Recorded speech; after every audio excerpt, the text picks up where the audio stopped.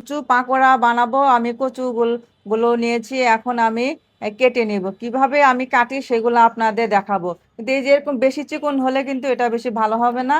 আহ, কোনগুলো আমি নিচ্ছি সেগুলো আপনাদের দেখাচ্ছি। বেশি ছোটও করা যাবে না, বড়ও করা যাবে না।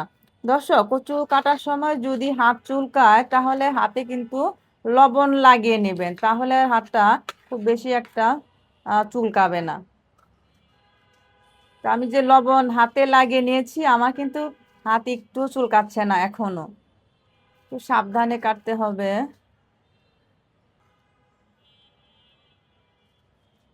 এক পাশ কাটা হয়ে গেছে, এখন আমি আরেক পাশ সেম ভাবে করে নিব। এটা বটিতে করলে বেশি সুবিধা হয়। তো এটাও কাটা হয়ে গেছে। যদি সম্ভব হয় এভাবে একটু দিয়ে দিবেন দুপাশেই। এই তো, দেখতে ঠিক ফুলের মতো লাগবে। তারপরে মাছ বরাবর ধরে এভাবে চাপ দিবেন এভাবে একটু হাত দিয়ে একটু ছড়াছড়া করে দিবেন, দেখতে ফুলের মতো লাগবে। এভাবে করে আমি প্রত্যেকটা কচু আমি কেটে নেব দর্শক। এগুলো আমি ভাজবো তেলে। তো তার আগে আমার আরেকটা কাজ বাকি আছে, সেটা আমার একটা বেটার রেডি করতে হবে। তো বেটার কিভাবে রেডি করব সেটা আপনাদের আমি এখন দেখাবো। এখন আমি ব্যাটারটা রেডি করে নেব। তো এর মধ্যে আমি এই যে আতপ চাউলের গুঁড়া নিয়েছি, মেজারমেন্ট কাপের 1 কাপ, সেটা আমি দিয়ে দিচ্ছি। আর এর মধ্যে এখন আমি দিব 1 চা চামচ পরিমাণ হলুদের গুঁড়া, 1 চা চামচ পরিমাণ মরিচের গুঁড়া, আর দিব এই যে ভাজা জিরার গুঁড়া, আর দিব এই আদা রসুন পেস্ট 1 চা চামচ পরিমাণ, আর একটু দিচ্ছি। আর এখন দিব স্বাদ মতো লবণ। এখন আমি শুকনো উপকরণগুলো একটু ভালোভাবে মিশিয়ে নেব। এখন আমি অল্প অল্প পানি দিয়ে ব্যাটারটা রেডি করব। কখনোই একবারে পানি দিতে যাবেন না, দেখা গেছে তখন হয়তো বা বেশি পাতলা হয়ে যেতে পারে।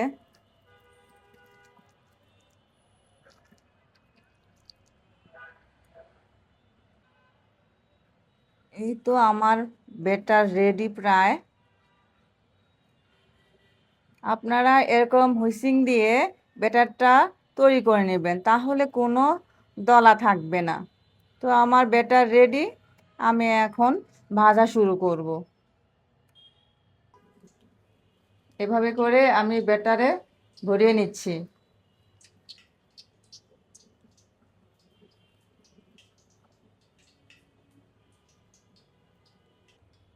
এগুলো আমি সাথে সাথে উল্টাবো না, কিছুক্ষণ হওয়ার পর আমি উল্টিয়ে দিব। আর মিডিয়াম আঁচে ভাজতে হবে প্রিয় দর্শক। এখন আমি একটু উল্টিয়ে দিচ্ছি। যেহেতু এক পাশটা হয়ে গেছে,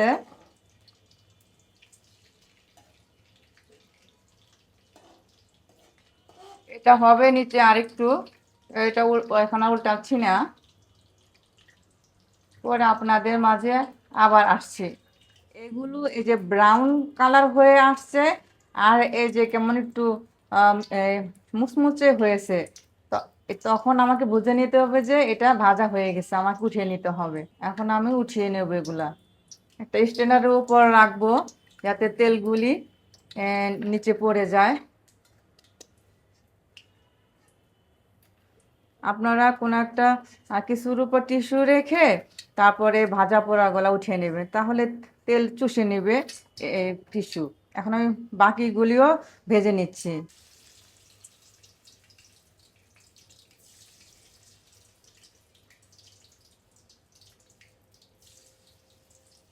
এগুলো ভাজা হয়ে গেছে, দেখুন কেমন মুচমুচে হয়েছে।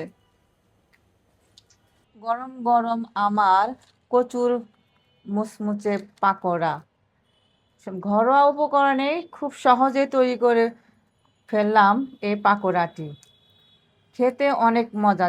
যে বাচ্চারা সাধারণত কচু খেতে চায় না, যদি এভাবে বানিয়ে দেন তাহলে বাচ্চা কিন্তু খুব মজা করে খাবে, সে বুঝবেই না যে এটা কচু। খেতে এটা অসম্ভব মজা। টমেটো সস বলেন, আহ, আহ, চাটনি বলেন, ধনেপাতা, সেটা দিয়েও অনেক ভালো লাগবে। এটা কিন্তু এমনি এমনিও খেতে ভীষণ ভালো লাগে।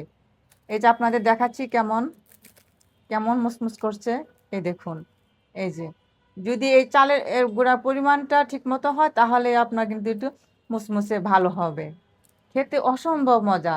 শুধু একবার বাসায় আপনারা ট্রাই করে দেখুন। রেসিপিটি ভালো লাগলে লাইক আর সাবস্ক্রাইব করতে ভুলবেন না কিন্তু, প্রিয় দর্শক।